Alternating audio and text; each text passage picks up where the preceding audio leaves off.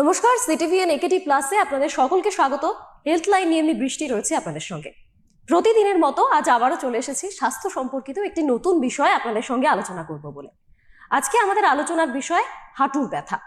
ছোট থেকে বড় মোটামুটি সবারই রয়েছে, কিন্তু জানেন একটা মজার বিষয়, মানে আমি যখন নিজে এই হাঁটুর ব্যথা এই দুটি শব্দ শুনেছিলাম আজকের বিষয় হিসেবে, আমার প্রথমেই একটা লাইন, গানের লাইন মনে এসেছিল।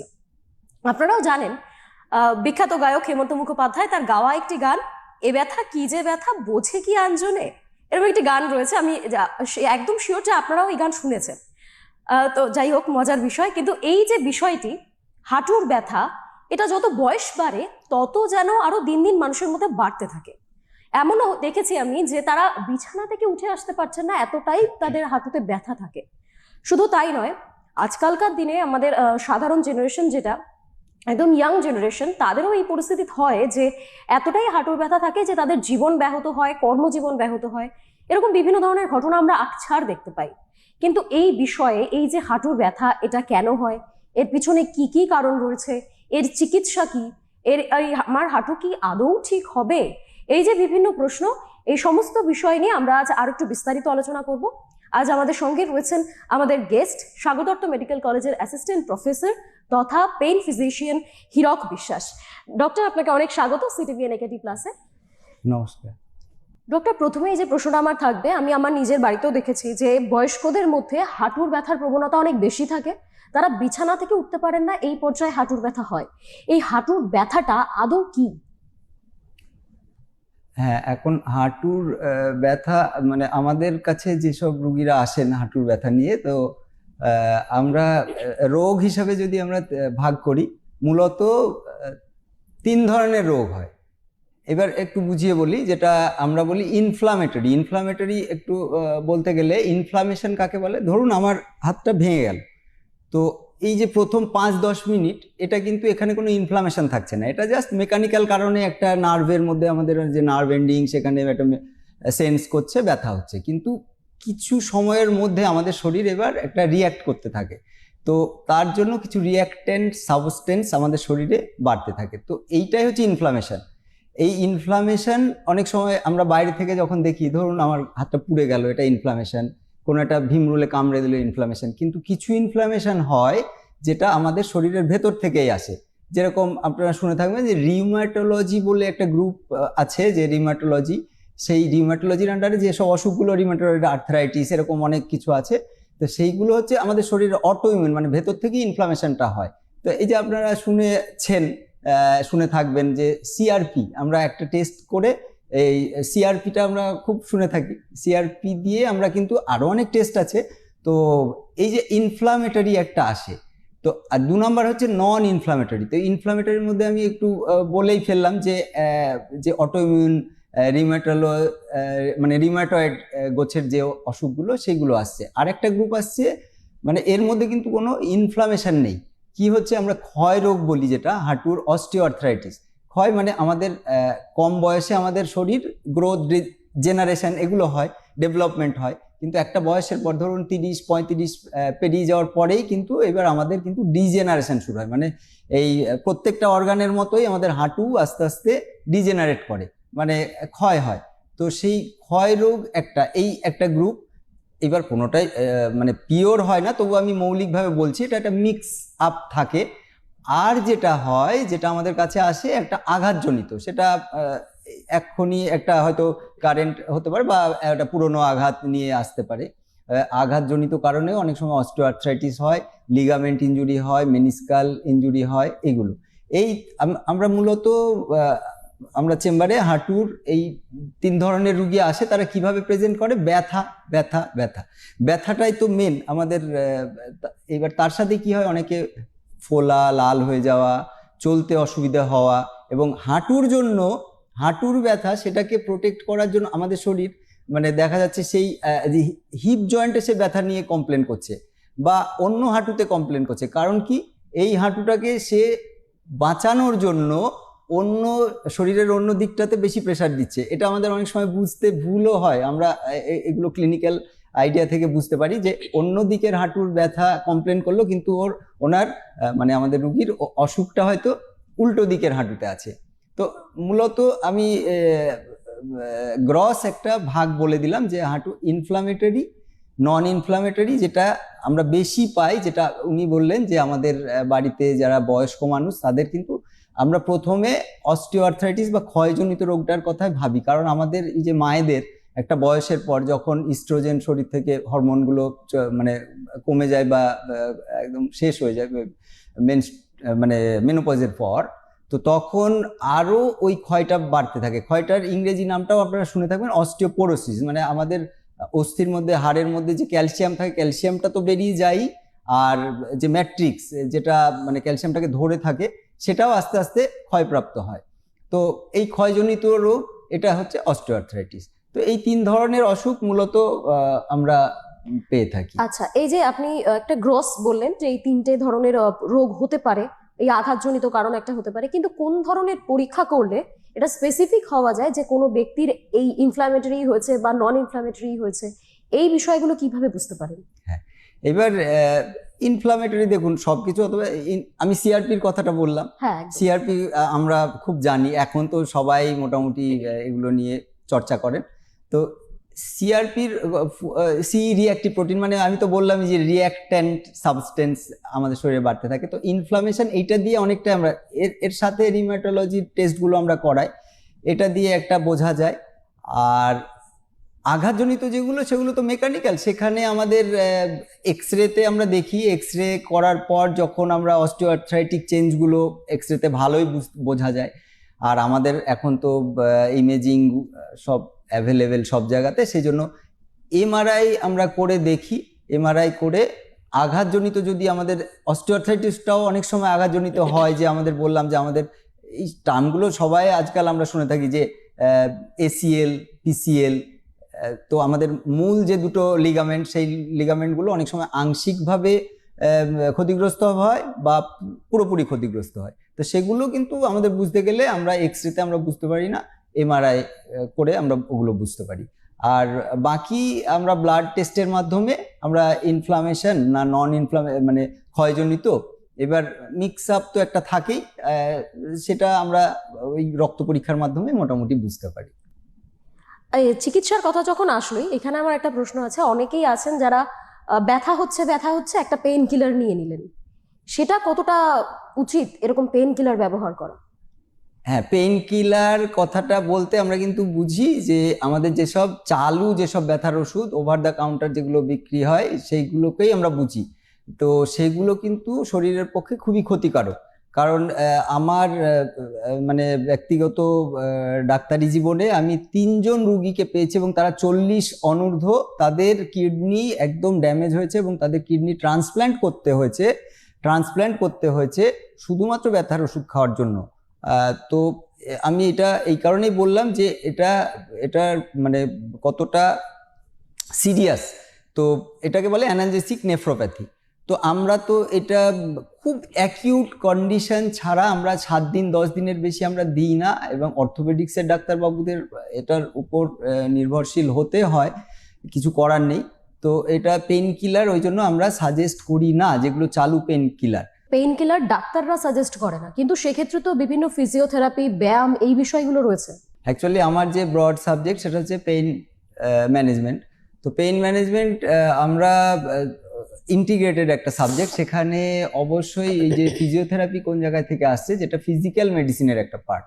ফিজিক্যাল মেডিসিন আমরা এবার যদি চিকিৎসার মধ্যে আসি, এই যে হাঁটুর ব্যথার মধ্যে একটা কম্পোনেন্ট হচ্ছে ফিজিক্যাল থেরাপি। তো এটা কিসের জন্য? এটা আমাদের এই যে হাঁটুটা যখন ইনফ্লামড হয়, তো আমাদের এক্সট্রিম লেভেলে যদি আমি চিকিৎসাটায় আসি, আমাকে তো ওই ছোট টুকরো করে বললে হবে না। আমি প্রথমে আসি আমাদের হাঁটুর চিকিৎসার একদম এক্সট্রিম লেভেলের চিকিৎসাটা কি হয়, সেটা আমরা সবাই জানি যে এটা খুব TKR, যেটা টোটাল নি রিপ্লেসমেন্ট, যেটা আমরা সবাই জানি, খুব ফেমাস অপারেশন এবং খুব কার্যকারী অপারেশন। তো আমার হাঁটুটাকে একদম আমরা বদলে ফেলতে পারি। তো এইবার আমরা কি প্রথমেই সেই মানে সিদ্ধান্তে উপনীত হব যে আমার হাঁটুটাকে বদলে ফেলতে হবে? তো সেই জন্য এবার আমার কোথায় কোথায় আমি এই হাঁটু বদলানো অপারেশনটাতে আমরা সফল হব। তো প্রথমেই হচ্ছে এক তো হচ্ছে আমাদের রুগী সিলেক্ট করাটা যাতে যদি আমাদের ঠিক হয় তবে আমাদের তো এই যে প্রত্যেকটা অপারেশনের, আমি যদি হাঁটু অপারেশনের কথা ভাবি, হাঁটু বদলে ফেলা বা আর কয়েক ধরনের অপারেশন আছে, তো মূলত হাঁটু প্রতিস্থাপন অপারেশনটাই আমরা হাঁটুর জন্য যেটা করে থাকি, তো আমাদের কলিগরাই করে থাকেন। তো এই অপারেশনটা কখন আমরা একদম 100% সাকসেসফুল হব সেটা আমি যদি বলি তাহলে বুঝতে পারবেন যে উনি যেটা বললেন যে ফিজিক্যাল মেডিসিন বা আর আনুষঙ্গিক যেগুলো, সেগুলো আমি আসছি, তার প্রয়োজনীয়তাটা কোথায়। তো প্রত্যেকটা অপারেশনের একটা এফেক্টিভ পিরিয়ড থাকে। ধরুন আমি আজকে অপারেশনটা করলাম, আমাদের কেস রিপোর্ট বলছে 20 বছর 25 বছর পর্যন্ত মানে আমি ওই যে ইমপ্ল্যান্ট লাগানো হলো সেটা এফেক্টিভভাবে কাজ করে। তো এবার আমি যদি খুব আর্লি অপারেশনটা করে ফেলি, তার মানে পেশেন্টের বয়স একটা ম্যাটার করছে, আর পেশেন্ট সিলেকশন আর কি, যে আমি যে অসুখটা হয়েছে হাঁটুর সেইটা কোন স্টেজে আছে। দেখা যাচ্ছে হাঁটুটা একদম ডিসঅর্গানাইজড। আমি বললাম যে হাঁটুর অসুখটা কিন্তু শুধুমাত্র হাঁটুর অসুখ না, হাঁটু যে জয়েন্ট, সেই জয়েন্টটা তো দুটো অস্থি বা তিনটে অস্থির মুখোমুখি হয়ে একটা জয়েন্ট বানাচ্ছে। তো সেই হাড়টা তো ক্ষয়ে যাচ্ছে, সেই হাড়টাকে আমাকে স্ট্রং করতে হবে, এবং তার পার্শ্ববর্তী যে সাপোর্টিভ মাংসপেশি এবং লিগামেন্টগুলো আছে সেগুলো স্টিফ হয়ে যাচ্ছে, সেগুলো মুভ করতে দিচ্ছে না। তো এইবার আমার ফিজিক্যাল থেরাপির জায়গাটা আসছে তখনই। আমি যদি অপারেশনটা করব ঠিকও করে থাকি, তো এবার অপারেশনটাতে কি করা হচ্ছে, যে আমার হাঁটুর মুখোমুখি যে কার্টিলেজটা ধ্বংস হয়ে গেছে বা ক্ষয় হয়ে গেছে, তো সেটাকে আমি সেই জায়গাটাতে আমি একটা ইমপ্ল্যান্ট লাগাবো। তো ইমপ্ল্যান্টটা লাগাবো হচ্ছে হাড়ের মধ্যে, তো হাড়টাকে আমি স্ট্রং করব। প্লাস হচ্ছে স্টিফনেস, আমার হাঁটুটা আমি মুভ করতে অসুবিধা হচ্ছে, চলতে অসুবিধা হচ্ছে, বা অপারেশনটার পরেও তো আমাকে ওটাকে ফিক্স করে রাখতে হবে। একটা স্টিফনেস, একটা অর্থোপেডিক সার্জন যারা করেন এই যে হাঁটুর প্রতিস্থাপন, তাদের এটা মানে খুব সমস্যা মানে মুখোমুখি হতে হয়, সমস্যার মুখোমুখি হয় এই স্টিফনেসটা। তো সেই জন্য ফিজিক্যাল থেরাপি আমরা আগে থেকে যদি পেশেন্টকে একটা প্রাইমিং করে রাখি, তাতে পেশেন্টকে যদি আমরা এটা ওরিয়েন্টেড করে রাখি যে এই অপারেশনের পরেও কিন্তু এই জিনিসগুলো আপনাকে করতে হবে, এবং তাতে সচলতাটা বজায় থাকবে, মোবিলাইজেশনটা বজায় থাকবে, সেই জন্য ফিজিক্যাল থেরাপিটা আমরা শেখাই। এটা আমরা অনেক সময় ফিজিওথেরাপি বা আনুষঙ্গিক যেগুলো আমি আসছি, যেটা আমার বিষয়, সেটা দিয়ে আমরা অনেক সময় মানে অপারেশন করব, কিন্তু ওটাকে আমরা যতটা দেরি করে করা যায় তাহলে পরে কি হবে, পেশেন্টের আমি বললাম যে একটা অপারেশনের সাকসেস একটা লেন্থ পিরিয়ড থাকে, সেই পিরিয়ড আমি খুব আর্লি করে দিলে তাহলে আবার রুগীকে কয়েক বছর পর তো আবার সাফার করতে হবে। সেই জন্য ফিজিক্যাল থেরাপি আর সাথে আমাদের যেসব পেইন ম্যানেজমেন্ট সেইগুলো আমরা করে থাকি। আচ্ছা, ধরুন কোনো ব্যথা বহুদিন হয়ে গেছে, তীব্র যন্ত্রণা কষ্ট রয়েছে, সেটা দীর্ঘস্থায়ী রয়েছে, সেক্ষেত্রে চিকিৎসা পদ্ধতি কিভাবে পরিবর্তন আসে সেখানে?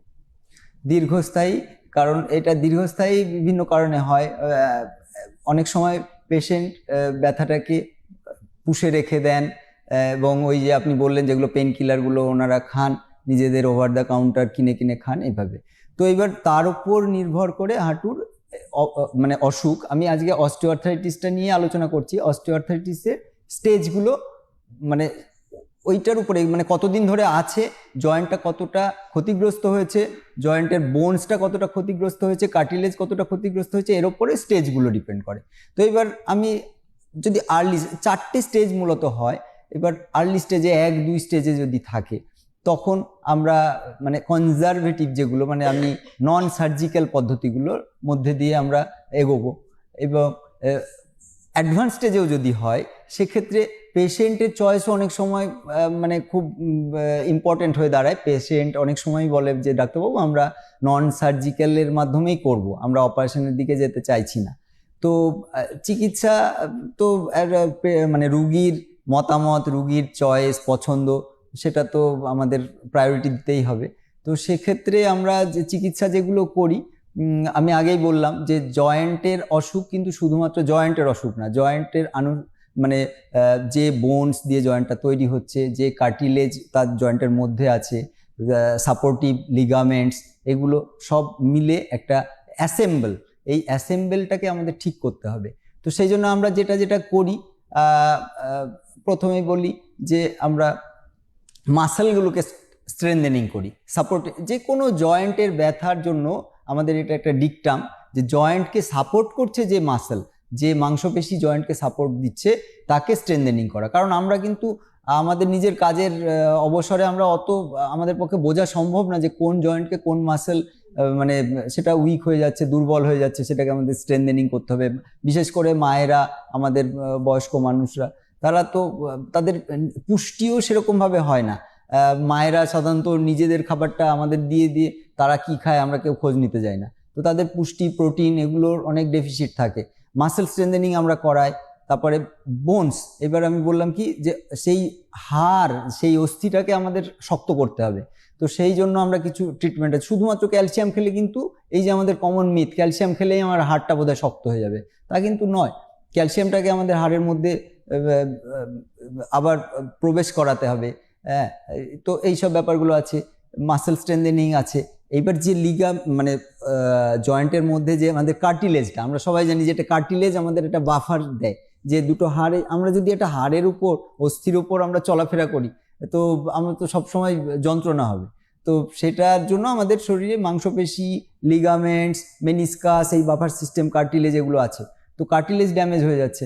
তো সেই কার্টিলেজটাকে আমরা একটা জিনিস আমাদের এখন এইটা আমি খুব সংক্ষেপে বলছি যে আমাদের শরীরের রক্ত নিয়ে আমরা একটা গ্রোথ ফ্যাক্টর বানাই। এটা আমরা কিন্তু খুব সিম্পল ট্রিটমেন্ট, মানে এটার জন্য বিরাট কিছু করতে হয় না। আমাদের শরীর থেকে রক্ত নিয়ে আমাদের শরীরের অনুচক্রিয়া, যেটা আমরা বাংলায় বলি প্লেটলেট, সেই প্লেটলেটটাকে সেপারেট করি। খুব একটা ছোট্ট মেশিন আছে, আমাদের চেম্বারেই থাকে এইসব মেশিনগুলো। আমরা একটু তো এই রক্তটাকে নিয়ে ওই সেন্ট্রিফিউজ করে আমরা ওই প্লেটলেটটাকে সেপারেট করি। ওই প্লেটলেটটাকেই আবার আমরা জয়েন্টের মধ্যে দিই। ওর মধ্যে ভীষণ রিচ পরিমাণে গ্রোথ ফ্যাক্টর থাকে। তো সেই গ্রোথ ফ্যাক্টরগুলো কিন্তু জয়েন্টটাকে আবার রিজেনারেট করতে সাহায্য করে। এছাড়া আমাদের মোবিলাইজিং এজেন্ট, মানে আমাদের জয়েন্ট তো একটা মানে সবসময় মুভমেন্ট করতে হয়। এবার এই অসুখগুলোতে জয়েন্ট স্টিফ হয়ে যায়, মুভ করতে দেয় না। তো এক তো হচ্ছে ফিজিক্যাল থেরাপি, আপনি যেটা বললেন, ফিজিক্যাল থেরাপির মাধ্যমে আবার আমার ওই লিগামেন্টসগুলোকে আমরা মানে মোবিলাইজেশনটা বাড়াই। আর 2 নাম্বার হচ্ছে আমাদের মোবিল, যেরকম আমাদের গাড়িতে ইঞ্জিনের মোবিল, সেরকম জয়েন্টের মধ্যে যে সাইনোভিয়াল ফ্লুইড থাকে আপনারা যে, সেই ফ্লুইডটা তো কমে যায়। তো সেই জন্য আমরা কিছু আর্টিফিশিয়াল ইনজেকশনের মাধ্যমে ওগুলো প্রয়োগ করি।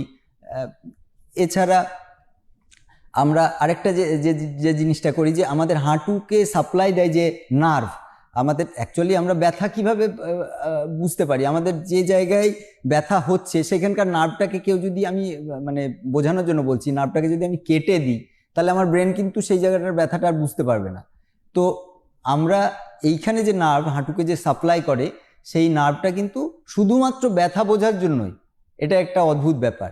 আর নার্ভের আর কি কাজ থাকে? নার্ভের কাজ থাকে কিন্তু মাসেলকে মুভমেন্ট করানো, কিন্তু ওই নার্ভটার ওই ধরনের কোনো কাজ নেই। ওই জন্য আমরা ওইটা চোখ বন্ধ করে ওই নার্ভটাকে ড্যামেজ করি। এটা একটা ট্রিটমেন্টের মধ্যে পড়ে, সেটাকে বলে নিউরোলাইসিস।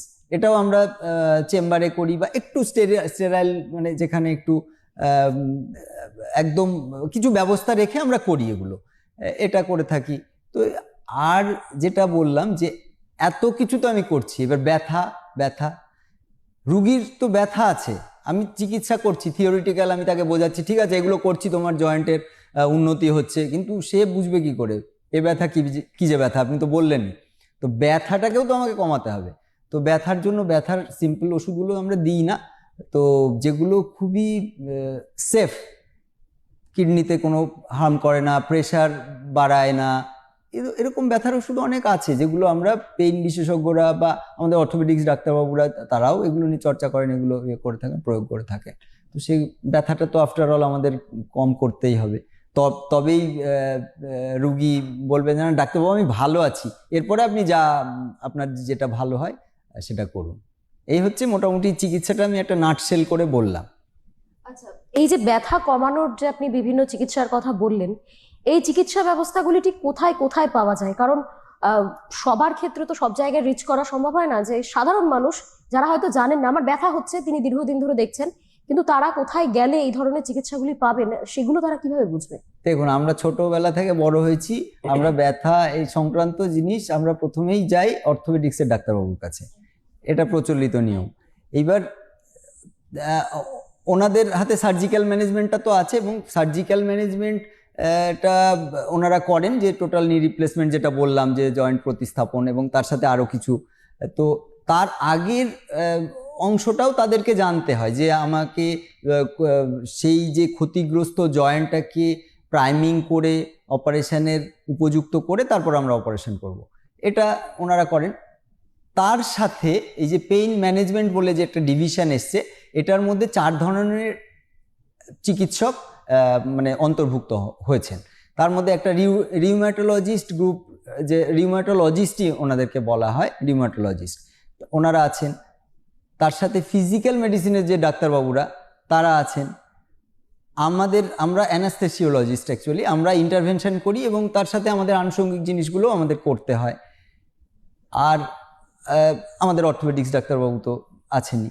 তো এই পেইন ক্লিনিক বলে একটা কনসেপ্ট এখন এসছে, যে অনলি স্পেসিফিক্যালি এক্সক্লুসিভলি পেইনের জন্য। তো এই পেইন ম্যানেজমেন্ট সেন্টার আমাদের এখন গভর্নমেন্ট মেডিকেল কলেজ, আমি আগেও এখানে এসেছি, এখানে বলেছি যে গভর্নমেন্ট মেডিকেল কলেজ, আমাদের ন্যাশনাল মেডিকেল কমিশন, যে এনএমসি যারা কন্ট্রোল করেন আমাদের ভারতবর্ষে, তারা ম্যান্ডেটরি করে দিয়েছেন যে প্রত্যেক মেডিকেল কলেজ এবং সুপার স্পেশালিটি হসপিটাল, সেখানে pain clinic, pain management centre থাকবে। তো সেখানে এই ব্যবস্থাগুলো আছে। আর সার্জিক্যাল ম্যানেজমেন্ট তো অর্থোপেডিক্স ডিভিশন তো সব জায়গাতে আছে সার্জিক্যাল। তো আমরা পেইন ক্লিনিকে এই পরিষেবাগুলো পেতে পারি।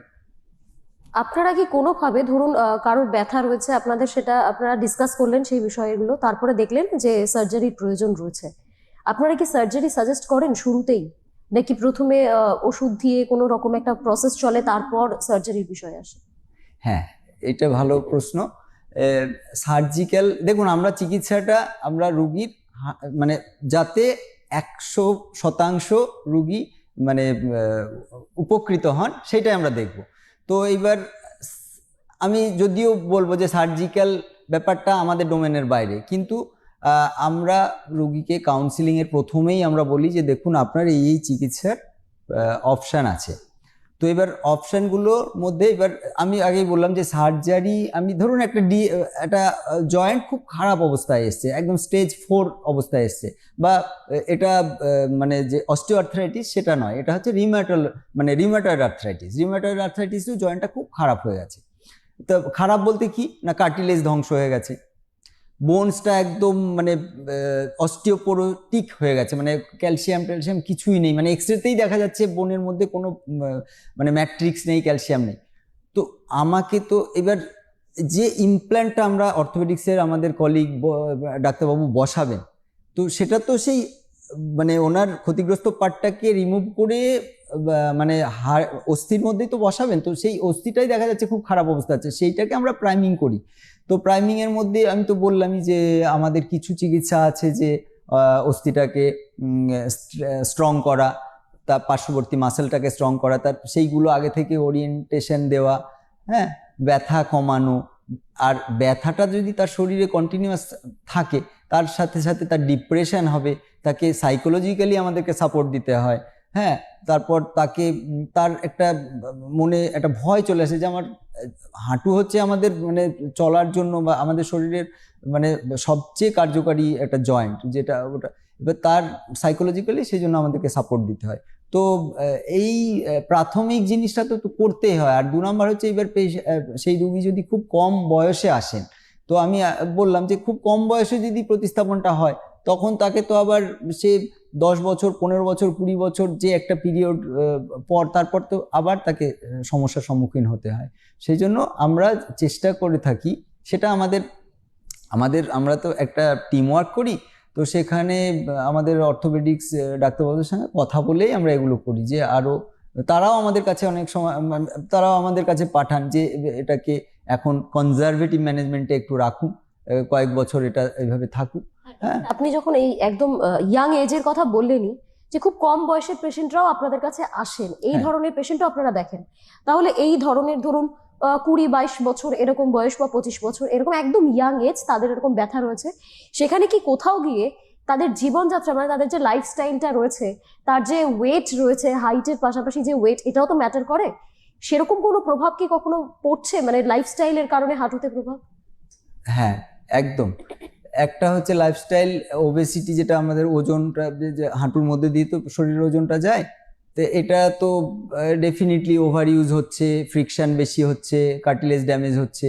আর নিউট্রিশনটা আমাদের এই সময়ে বিশেষ করে আমি বলবো নিউট্রিশনটা খুব কম্প্রোমাইজ হচ্ছে। আমরা মানে যে প্রপার যেরকম নিউট্রিশন হওয়া উচিত সেটা হচ্ছে না। ওবেসিটি একটা প্রবলেম, লাইফস্টাইল মডিফিকেশন, ওই জন্য আমরা সাজেস্ট করে থাকি। আর কম বয়সে যে 20-25 এজ গ্রুপ হলে আমরা তখন অন্য কিছু সব কিছু ছেড়ে দিয়ে আমরা জিজ্ঞেস করি কোনোদিন ট্রমা এরকম টাইপের হয়েছে কিনা, হাঁটু টুইস্টিং ট্রমা। তাহলে কি হয়, এসিএল যে পিসিএল লিগামেন্টগুলো ভেতরকার, বেশিরভাগ ক্ষেত্রে তাদের কিন্তু এটাতেই সাফার করেন। আরেকটু এজ গ্রুপ যদি বাড়ে, যেটা হচ্ছে জাস্ট প্রি মেনোপজাল, এই 38 থেকে 40, এগুলো আমাদের এক্সপিরিয়েন্স। এই এজ গ্রুপে একটা অদ্ভুত ধরনের একটা অসুখ আসে, যেটা অন অ্যান্ড অফ হয়, মানে সেটা কিন্তু ইনফ্লামেটরি, সেটা কিন্তু মানে খুব দীর্ঘস্থায়ী হয় না, কিন্তু যে সময়টা হয় সেই সময়টা আমাদের কিন্তু ব্যথাটা কমিয়ে রাখতে হয়। তারপর ওটা কিন্তু আবার সেলফ লিমিটিং, আস্তে আস্তে ঠিক হয়ে যায়, কিন্তু সেই সময়টা ব্যথাটাকে আমাদেরকে কমিয়ে রাখতে হয়। এই একটা গ্রুপ আমি বললাম স্পেশাল গ্রুপ। আর খুব কম বয়সের দিকে গেলে কিন্তু তখন ওই লিগামেন্টগুলোর কথাই আমাদের ভাবতে হয়, সেটা এমআরআই করে আমরা কিন্তু বেশিরভাগ ক্ষেত্রে পাই, এবং সেক্ষেত্রে তো আমাদের অর্থোপেডিক সার্জনকে আমরা বলে দিই যে এই ধরনের জিনিস পাওয়া গেছে, তখন সেগুলো রিপেয়ার করা হয়। 1 নাম্বার হচ্ছে যেগুলো পেইন কিলারের কথা বললেন, যে ডাক্তারবাবুরা যদি প্রেসক্রিপশনে লিখেও থাকেন, সেটা কিন্তু দেখিয়ে দেখিয়ে রিপিটেডলি এটা কিন্তু করবেন না, এটা আমার একদম অনুরোধ। কারণ আমি মানে আমার নিজস্ব অভিজ্ঞতা থেকে বললাম, আমার 3 জন পেশেন্টকে আমি পেয়েছি যাদের কিডনি প্রতিস্থাপন করতে হয়েছে শুধুমাত্র ব্যথার ওষুধ ওইভাবে ব্যবহারের জন্য। 2 নম্বর হচ্ছে, আমি এখনকার জেনারেশনের আমাদের মানে ছেলে মেয়েদের বয়সী যারা আছে, তাদের তো নিউট্রিশন, তারা কাজ করছে, রাত জেগে কাজ করছে, খাবার অর্ডার করছে, তার মধ্যে খাবারের কম্পোজিশন, বহুজাতিক সংস্থা যেসব খাবার দিচ্ছে সেগুলো তো সবার ফ্যাটি লিভার, সবার মানে নিউট্রিশন নিয়ে আমি খুব মানে এখন কিন্তু চিন্তা করি।